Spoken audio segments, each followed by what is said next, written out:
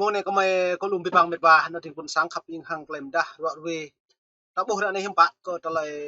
boh bra la ne ko ta lai pi pang le khwa cara mil sir chun tron ba ni lan cara Việt Nam him pa ko ka nyanga do nan ha ne dap cara dap ni ko ta lai to ding pien ko ba ria ko nyu tron le tong lan cara Việt Nam yo kat mang dum da ra lau ti nyu boh mau ko ta lai hang klai bon kreng le ma pro hang lan chặt nhau nó bây giờ pro thôn nếu mình và xui lại ta bố này á tôi ta lại nhớ buồn mặt ngăn hàng lấy buồn cùng sao mà tôi ra đây hiểm bạ nó mày nó đã có nhiều chi là lấy hiểm bạ tại sao tới giờ Việt Nam mới bắt tay Mỹ nâng cấp nhiều quan hệ lên tầm chiến lược cho nên mong lao đây nhiều pro này ta bổ hiếu cất là tôi hát này lại nhiều pro một mong lao đây nhiều là hợp tác lại thương mại tự do lấy kinh tế cất lại bị PR ai như lại giam lúc này hiểm bạ tôi thôn plan này tôi can này tôi nhiệt độ tay thấy sôi plan nên mày về để mức sắp cất lại loạn về bằng đáy VOA nữa thằng loạn về cất lại nhôm thau này. Bây giờ Việt Nam bị kẹt rồi, bị trông nhờ vào ai? Tàu là gọi là địch thủ của mình, mà Nga thì bây giờ đang kẹt ở bên phía Âu Châu. Thế cho việc Việt Nam không có ai để nương tựa hết, hoàn toàn là bị cô lập. Thành ra bây giờ bắt buộc là phải trông cậy vào Tây phương thôi. Tôi nói là Tây phương có nghĩa là kể cả Úc Châu, kể cả Nhật Bản, kể cả Mỹ nữa. Cái đó là con đường duy nhất anh để mà sống còn ấy, không có cách nào khác hết á.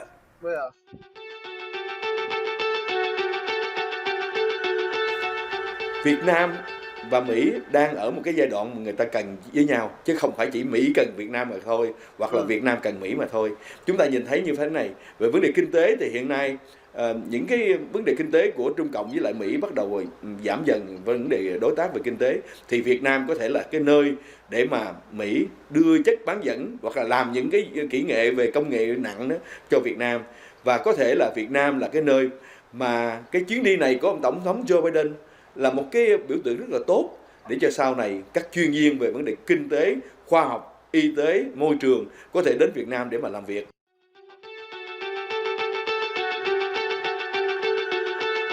Trung Quốc cũng phải hiểu rằng là Việt Nam không phải là cứ mãi mãi chịu áp lực của Trung Quốc. Đây là cái lúc mà Việt Nam có thể, tôi không dám nói là sẽ thoát chung, nhưng mà để chứng tỏ cho mọi người biết rằng là chúng tôi có chủ quyền và chúng tôi có độc lập. Đương nhiên là chúng tôi biết là chúng tôi sẽ gặp nhiều khó khăn. Chúng tôi biết là các anh sẽ gây áp lực với chúng tôi. Nhưng mà không vì như thế mà chúng tôi không nghĩ một cái đường xa. Cái đường xa đó là cho quốc gia của chúng tôi, cho Việt Nam ở trong cái bàn cờ của chính trị của thế giới. Ok, em mở lại pipang một vài em tự buồn sang cất lại loạn về này. Hà này lại như áo Việt Mỹ nâng cấp quan hệ người Việt hai ngoại. Nghĩ gì? Việt Nam dân lại này đã bố pipang hàng tapa tar bar bực lần này rằng tụ đinh hiếm bạn lại cất Việt Nam và trả tịch nhau nút tụ hai ngoại tụ hiếm bạn như mình cần lần trả Việt Nam này nên đã bố hà này là rim char rung lấy tầng mò mất là ngốt giữa cái lại ngốt cái pipang pro cất nặng buồn sang như tụ đinh nhá xui thôn lại tơ đã này lại như càng máu mạ ta ngan pit le trống hàng nèo cật lấy sim né le tao vắt cật link han haram tayo nên hai đồng pre plan đồng tình không phải như nào giờ nên rằng tụ đặt câu hỏi cờ ta lấy lần trả Việt Nam hàng lần trả tạch nhau như vậy lại phi bằng giờ nên tạo bộ đầu luôn ta đã này bình nặng buồn sang tá lên họ này lại ta lại Mỹ nhiều hợp tác này lại phi bằng hạt lại này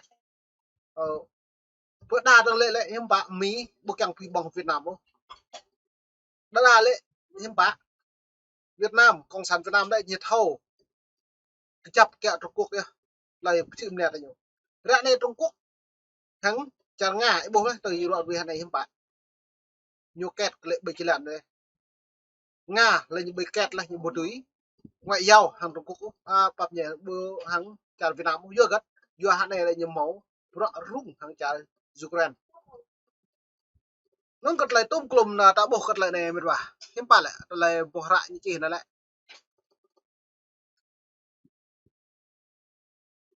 này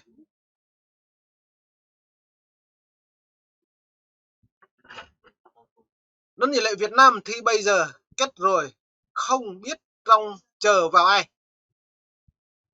Tàu thì đã địch thủ của mình, trong khi Nga thì lại đang bị kẹt ở Âu Châu. Vì thế Việt Nam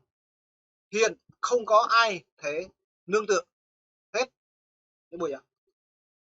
do đó này một cơ hội cái nhố trở lại hàng làm đa lên từng vi phạm nhầm vui tầm bằng buộc nhầm bằng với mình nhé. Nên hai đồng prem dan ti đồng hiểm bạn ta lệ cái nhố cái tăng tết tamนี้nhiều bằng cái Trung Quốc liệt bằng cả Nga này ạ. Sam trô là này hiểm bạn. Do nên rằng bình thông tin báo chí rằng tôn bởi anh ấy lần trả Việt Nam nhà bị nạn buồn sàng nhố. Đa lệ tàu có lùm nuôi tàu có Mỹ mà thằng nuôi có chẳng một thằng Trung Quốc liệt chẳng Nga.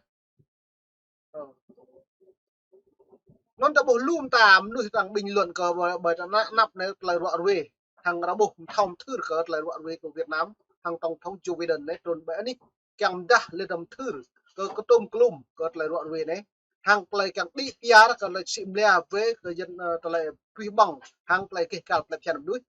tôi hồi Việt Nam tọ mong thốn nhố hợp tác thằng Mỹ mà mong thốn từ bao xa đã bộ hiểm bạn nhô lôi kéo người dân mỹ dân người dân có ta lại sĩ lẹp đòn cái nào lại tiếp cái buồn sàng như kéo dài thời gian với nhân quyền với tôn giáo ở Việt Nam trụ ra này không phải như tôi đã kéo dài đâu mà có thể những cái hạn sử dụng như lại câu trả lời đây nó có lại tôm clum cái đằng rõ với hàng làm ta đã bồ mệt vả là một buồn sàng nhưng bạn cất lời này do nó vật ý vật trong mây đã được rằng hàng con nào sản Việt Nam như một lại đập năng mà lên thằng lại nhiều bằng từ đã nhiều bang Trung Quốc anh Trung Quốc thao riêng bây giờ Trung Quốc lại chính kẻ thù đấy nhiều anh ấy đào được bằng xa đường xa cứ bang cơ Nga hai này lại bị kẹt bởi anh ấy như giáo Ukraine nhiều đồ kẹt bên nhiều một tuy để du của Việt Nam bờ đặt thúc đấy bờ đặt hàng hóa bờ đặt há ta là thương mại lên đường lấy đi PR nhưng mà thao đi PR ta vừa gật nhiều bị suy thoái do nó như lại Nga bị kẹt nó lùm nổi tao mình đang công sản như tăng công sản như mồ cả lệ như một tí tăng tôi hàng nguyên phú rộng lệ đó nhiều đoàn cứng hàng là buồn sạc nhiều vụ như lệ đất ta tôi Mỹ nhiều mất đảng còn nước như lệ bởi tôi Trung Quốc không phải như lệ mất nước còn đảng thua nên như con nó tròn thua lại thì làm nó được cất lại sim là quy bọc thành phố hắn này đối với người dân Việt Nam hắn này không phải bố người dân Việt Nam hắn này hao hức càng mút hợp tác với Mỹ đối với cơ lần trả tàu Nga các nước đông phương còn liệu bộ mọi đi PR ông trả Mỹ lại nhiều màu cơ hội như trả Mỹ lại hắn này vi phạm rằng nằm lật lạc lấy nạp viện lại thành làm ăn mà nạp viện doan nhớ một đáng công chức như nó thêm trả còn lủ mẫu trả Mỹ mong muốn cái này trả Mỹ tùm tuổi trẻ hay này là theo bình học sinh viên lên tầng bính công nhân lên tầng bính bộ máy này đi làm mại này mại mọc cái này thì công ty này thì đang trong phỏng vấn nước toài liền các cạnh tụ 90% yang tụ nhờ phi bằng chẳng Mỹ cái bộ do cất lên như cút nêu trả Nga bật trả Trung Quốc đang bố lại trả Nga Trung Quốc lại continue đảng cộng sản một thao đi PR đâu chính đảng cộng sản lại nhớ lợi dụng người dân nhân quyền bộ mẫu tự do bình đẳng bộ mẫu đối với đảng cộng sản này nó này nhiều mía mai tam nghĩa cầm nuôi buồn sáng lên trong hầm nuôi đạo buồn sáng tập người ta các kẹm lại đau nhầm lử lại trọ ngạ hàng lũ ta này ạ nó nên nạp này đã bổ lắm này là lờ tuột ban thêm kỳ mồ tổng thống Joe Biden chẳng trôn ở Hà Nội lên từ nhật trôn vào ngày 10 đến ngày 11 ta lấy hiếm bạn cầu bình tam và đã buồn sang ta có xem lăng ta lấy hàng lấy nhiều mạng pro hàng lấy nhiều đà tôi máu như yếu hiếm bạn tập phụ là nuôi đã buồn sang như độ cự này như yếu tôi nhân lương tâm này màu năm pro gia đình độ cự dầm giữ cả bộ việc thường đâu lên thằng đa số như yếu tù tri thức lên tương tù về tôn giáo vi phạm 130 người như giam giữ và Hà Nội có giam cầm này do nên biết bằng thông tin lại rằng brem thư lệ đồng ta gửi thư hãng Joe Biden chẳng nhắc nhở gặp rộng vấn đề về nhân quyền ở tôn giáo tại Việt Nam lệ từng các loạt có trả lời giam giữ bình hà này nhà báo độc lập như để giam giữ này nên Việt Nam mau hạc lại nhưng mà hạc lại như rung gật rung vừa ta đang trôn lại đang càng phơi nút lên như ngạ mà vừa bây giờ lau pro này lau cái nón suy cái này như ngạ lại xăm như bố đang trả lại dập tổng thống Obama trả mà tổng thống dục nó bui lệ mà lên tổng thống Donald Trump loại về mà cái này là tổng thống Joe Biden thêm bạn đã buộc nhắc nhớ một câu này do đó bộ này này có lại linh lang có cộng sản Việt Nam có lại một nít nắp bộ nên nhiều chẳng đa lại loại về thêm bạn nên ta xem lăng có nhiều loại về này nó như này Việt Mỹ ai cần ai hơn nên nhờ tự đặt câu hỏi ai cần ai hơn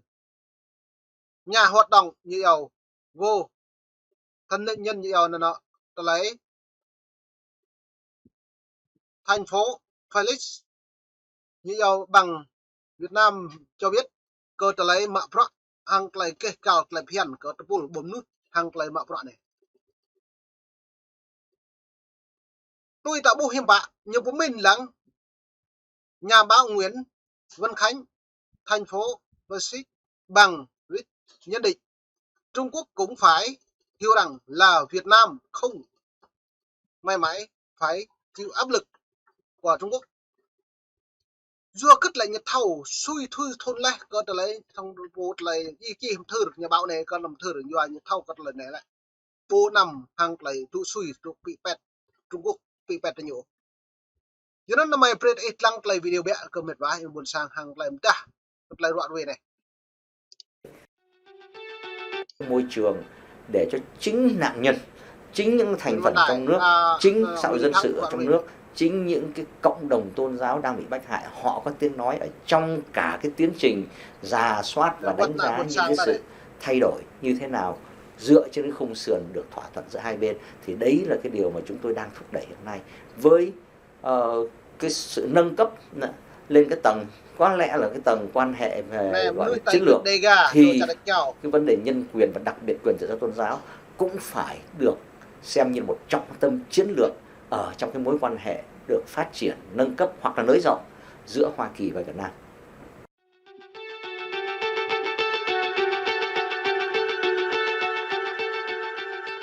Sự mà hợp tác với chính phủ Mỹ, tôi nghĩ cái đó là một cái điều rất là quan trọng. Thì vì có sự hợp tác đó thì hy vọng chính phủ Việt Nam sẽ có thấy một cái điều gì đó để mà họ phải chịu thay đổi. Mà theo như mấy chục năm qua thì chúng tôi nghĩ là chúng tôi expect là khi mà Tổng thống Biden qua là chúng ta sẽ không bao giờ chúng ta quay lại cái vết xe cũ là người ta hứa hẹn nhiều mà người ta không làm. Thì bên Mỹ này có câu là action speak louder than words, thì chúng ta phải cần có cái hành động cụ thể của chính phủ bên Việt Nam. nên đã buộc cất lại tung klum mệt vả na buồn sang cất lại rọa ruê hàng New Free Puni bang in buồn sang hàng bình ta xem lăng tum thông tin báo chí hàng rầm thư rầm rộ bởi anh lần chặt Việt Nam tổng thống thôi Joe Biden trôn rem kỳ này là ngày 19 khi ngày 10 tạo bộ hiểm bạ cơ trở lấy nhiều trôn lê trường hiểm bạ gất trầm an chẳng ta bởi anh quốc hội Việt Nam cơ lại lại chun cầm nuôi buồn sang nhiều đôi dâm cầm lấy dâm giữ hà này bình báo chí lên giam giữ có bình nuôi đòi quyền bình đẳng hàng lấy nuôi tự do tôn giáo như được các cự này lụm nuôi mang nôn vật nặng buồn sang một nhà đầy cả đã Pani bang in buồn sang khắp ít mom nít mông mày đung lúa lọt từng hàng lại đoạn về Sydney mày đoạn về là cá bút tôm nôm mom nít mông mày đung lúa lọt từngอย่างไรPani bang